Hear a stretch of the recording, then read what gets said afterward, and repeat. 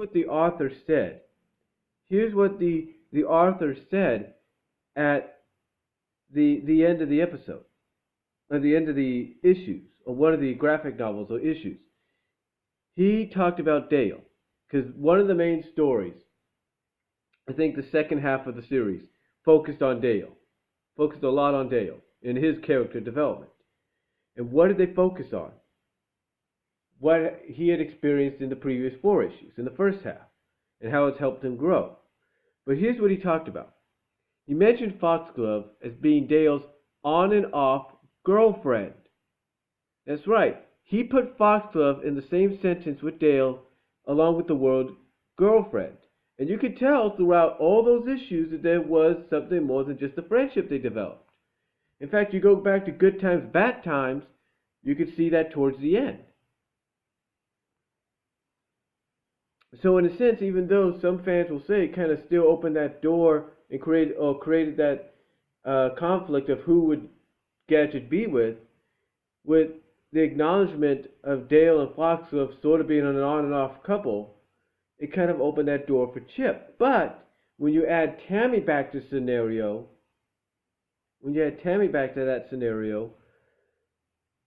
it again opens the door of who would Gadget be with. Now, if you take away the comics by Boom Studios, you take away those Boom Studio comics, and you're still left opening and wondering who would Gadget end up with officially outside of those comics. Let's say they didn't do those comics. Let's say, yes, those comics count in a way. But let's say they followed straight out of the television series. They continued with that format. Who would Gadget choose? I think potentially if Disney wanted to do a movie, or originally go with the movie that they were planning to do for 1991, I think that movie would have led us to the revelation of Gadget ending up with Dale. Why?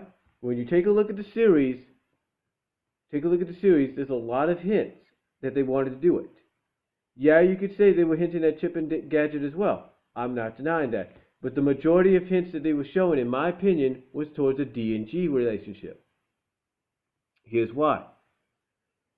Carpet Snaggers. Who ended up on the carpet as they were flying away? What two characters? Dale and Gadget. Who got caught when they fell off one carpet towards the other? Who caught who? Dale caught Gadget. Who was the first one to really kiss Gadget, ever in the series? Dale was the first one, and that was Calories Not Included. Now, with that said, who got the huge hug at the end of Dale Beside Himself? Dale. From who? Gadget. Who got a similar hug at the end of Song of Nightingale? Gadget hugging Dale. Hello? There were so many hints. RoboCat was had several hints there.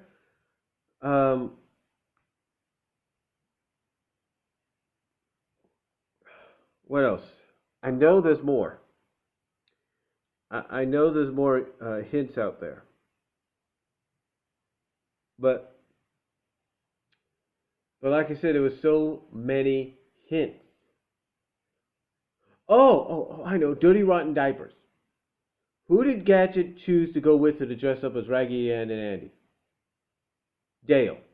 She could have chose Chip. She could have chose Monterey. She chose Dale.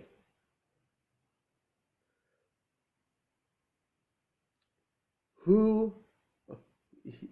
Here's the thing.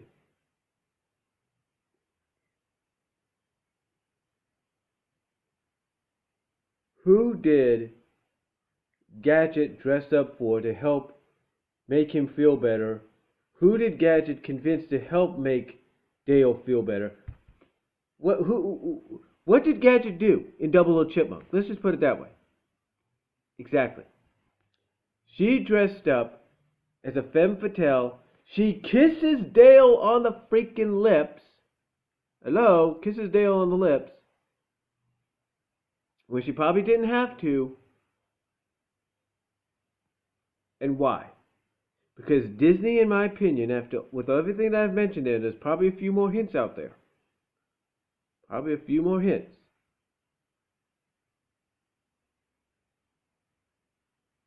Who did? A few more hints. To me, Disney wanted to do Dale and Gadget. It was just too obvious. Too obvious. Now, again, like I said, there were plenty of Chip and Gadget hits. I'm not denying that. But they got outweighed or outnumbered. Maybe not by that much, but they were at least outnumbered by a fair share, if you will, by a decent amount by the Dale and Gadget moments. I mean, heck, whose arms did she jump into when she tried to rewire the werewolf morpher that Nimno made? Whose arms did she accidentally or conveniently jump into? Dale.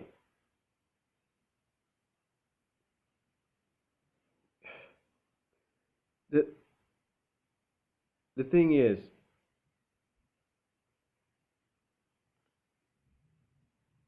the thing is, they were just hinting almost from the beginning of the show that they wanted to do Dale and Gadget. Just hinting at it. Heck, when we had the Flash the Wonder Dog episode, Gadget invited him and only him to her workshop to try to make him feel better.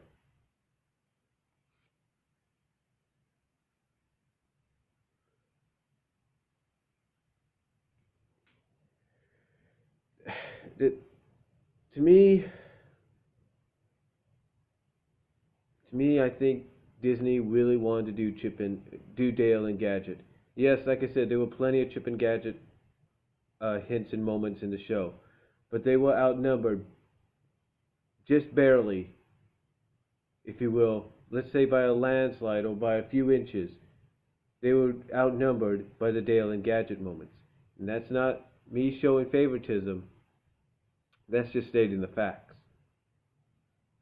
That's just stating the facts. Now if you want to add in the Boom Studio comics, yeah, that does open the door potentially to Chip and Gadget, but still, there's that on and off deal that the author talked about between Dale and Foxglove, which still kind of makes you wonder whether or not we would get Dale and Gadget. But I think potentially we would have had it.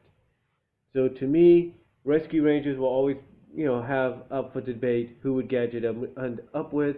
I know you, Jason, you're a fan of Chip and Gadget, and that's fine. Me, I'm okay with it if they want to do that.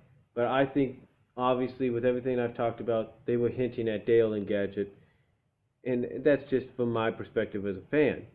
Now, with the potential movie being produced and made eventually, and coming eventually, we just don't know when. If we finally get the answer there, I wouldn't be surprised if it becomes Dale and Gadget. But if it becomes Chip and Gadget, it's fine with me too. But to me, we can debate it for the rest of our lives. Fans will like Chip and Gadget, fans will like Dale and Gadget. But I think, to me, in my official opinion, man, Disney was targeting and hinting at more of Dale and Gadget when it comes to Rescue Rangers. And as far as Tailspin goes, there's no doubt. There is no doubt Baloo and Rebecca were definitely hinted at as a couple. If you want an interesting scenario, and you probably know about this, Dale and Gadget, well, not Dale and Gadget, but Baloo and Rebecca, their characters were inspired and based off of Sam Malone and Rebecca of Cheers. That's right. Rebecca Donaldson, Sam Malone, their characters inspired Baloo and Rebecca Cunningham's characters. And just like in Cheers, it seemed that they were going in that direction with Tailspin of putting Baloo and Rebecca together. Now you, Jason, brought up some good examples of, there was hints there of that potential. But there's one you didn't bring up. A Star is Torn. A Star is Torn was probably the best example of Baloo and Rebecca. Was probably the closest we would ever get to Baloo and Rebecca. To Disney actually coming out and saying, yes, everybody, we officially admit it. We have officially made it official. We've made Baloo and Rebecca a couple. Stars Torn is the best example.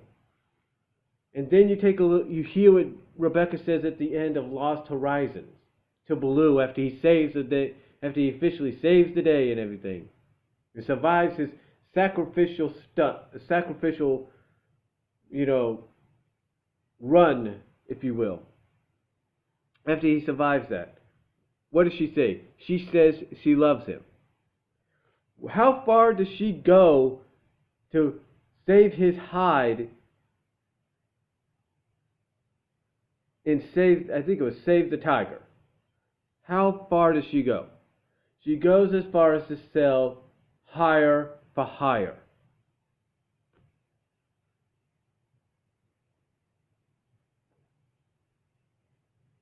How far does Baloo go when he finds out, one,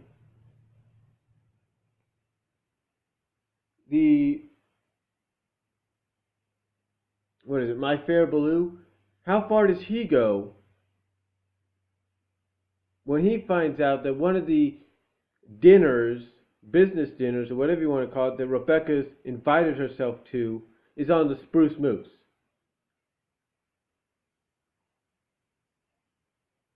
How many, how far does he go? At first he doesn't feel like, it's no big deal. Why would I want to go to a fancy schmancy thing like that, right? But how far does he let himself get refigured and redone just to go with her? A lot. He goes all the way. He allows Kit to basically remake him into a gentleman. Cruel and unusual punishment. How far does he go to try to lose weight so he can escort Rebecca to the pilot's ball? That far. How far does he go, unbeknownst to both of them, does he go to help Rebecca in Hire for Hire? In, what is it? I can't think of the name right now. Basically, he dresses up as a freaking woman. How far does he go? And she knows it. And Rebecca pretty much knows it right off the bat. How far? How far? The point is, there's so many examples from what you've said, I've said, that pretty much points at the fact that Disney should have just gone through with it, made it official, and be done with it. That's what they should have done, and that's why unofficial or official, Baloo and Rebecca are indeed one of the best couples Disney Afternoon has ever done. The relationship was just there. The chemistry was just there. The far reaches that each would go for each other was there. When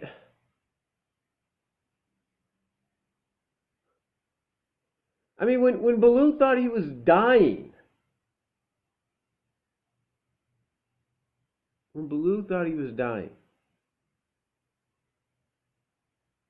the moments in that episode between him and Rebecca, when he flies off for his one last adventure, what she's willing to do to let him do that. And then towards the end, there was funniness here and there, like, oh, she's getting insurance on the Sea Duck. The guy that sees one of the pilots that thought was to be lost shows up at the end to inquire about the job of being a pilot and all that. Like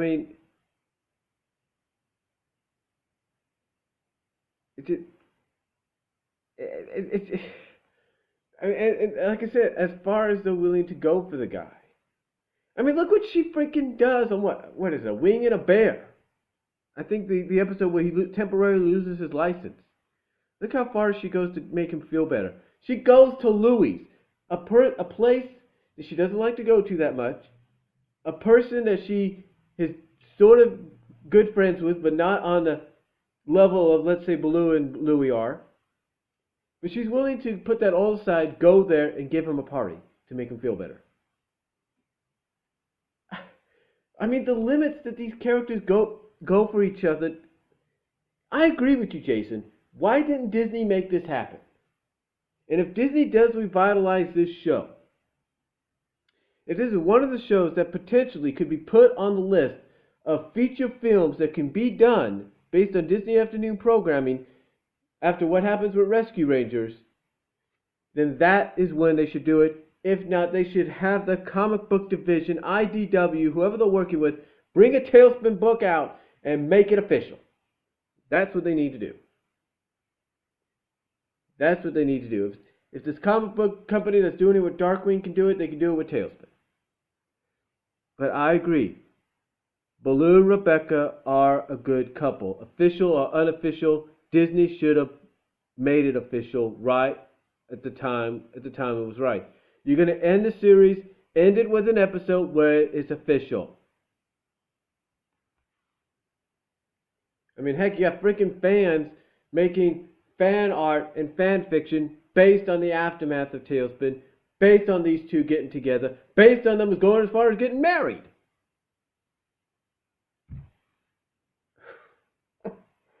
I tell you, what was Disney not thinking? Anyway, let me calm myself down here for a second. Let's go to Darkwing Duck. Because, like DuckTales, Darkwing Duck pretty much already had an establishment. A lot of people looked at Darkwing Duck as being a parody of superhero shows, of the superhero genre.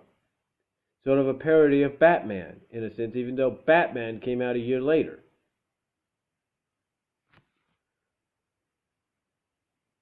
But for them to put but Morgana and Darkwing together, I thought was good.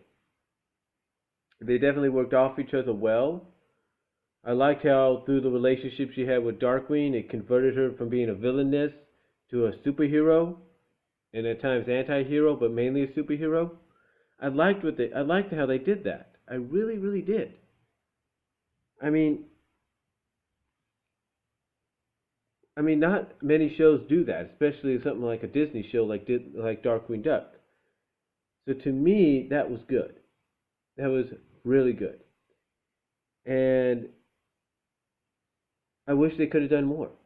I really do. But Morgana and Darkwing definitely good. I like the fact that unlike with DuckTales and Fenton and Gandry, I like how they allowed Morgana to know Darkwing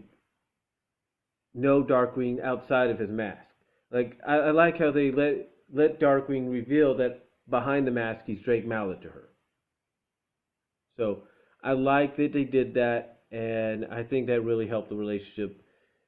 Definitely one of the best couples there. Goof Troop that followed. I don't really think you could say much about any relationships there. I mean, they tried to hint at something, hint at Goofy getting with somebody, but you never knew who it was going to be. I think the closest they came with Goof Troop was getting Goofy to go steady, or at least go out for a few dates with the principal or the teacher, with Max's principal or something like that, or teacher or something. I can't really remember. I think that's the closest they ever had. Until they did an extremely goofy movie where he ended up with the freaking college librarian. And of course, Max never really got anybody. He was like a lone wolf. But that is until you get to Goofy movie, and then he ends up with Roxanne. And the only character I think got any kind of a girlfriend, a love interest, even for one episode, was PJ, and that was it. Now you can say, well, what about Pete and Peg? Yeah, they had a unique relationship. It was basically a husband-wife deal, but it was mostly the wife doing the right thing and making the husband right the wrongs that he had committed. Basically putting the husband in his place. So that's the unique relationship they had there. But what was funny about this, and a lot of people might point this out, is it seemed at times that even though the show acknowledged Pete and Peg as husband and wife, it kind of also showed that Peg may have had an attraction and still had an attraction to Goofy. Why? The way she hugged him at times. I mean, in that one episode I was talking about where Goofy ends up with the school principal or teacher, she hugs him so tight you hear this, oh, twice.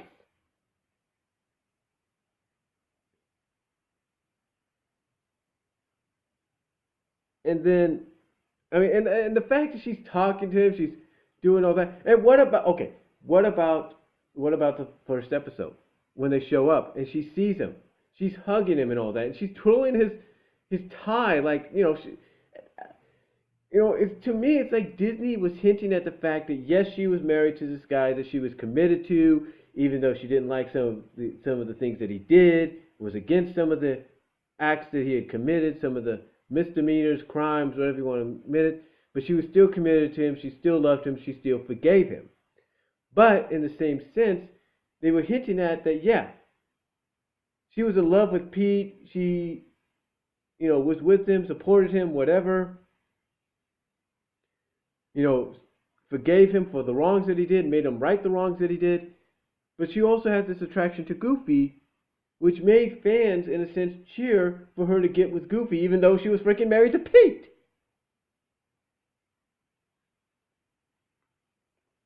And it's like, are you? It's like, to me, Disney, are you kidding me? It's like, Disney, are you kidding me? And on top of that,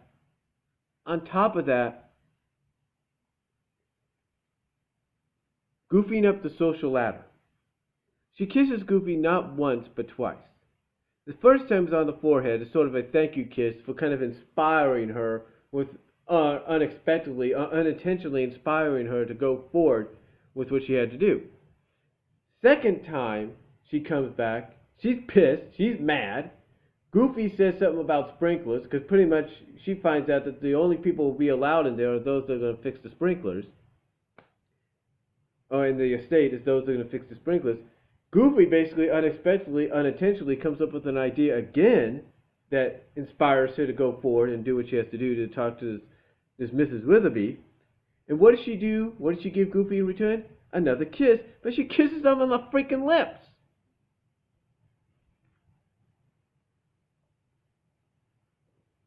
And it's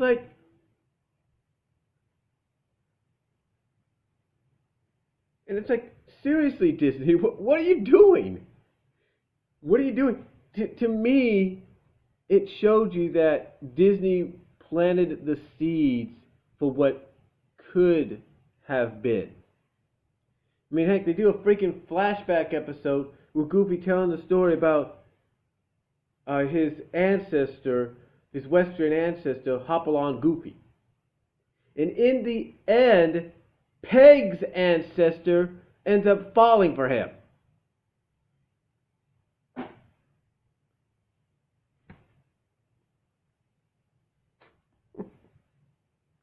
Seriously, Disney, I can understand the past versions of Goofy, the past ancestral versions of Goofy and Peg maybe going for each other.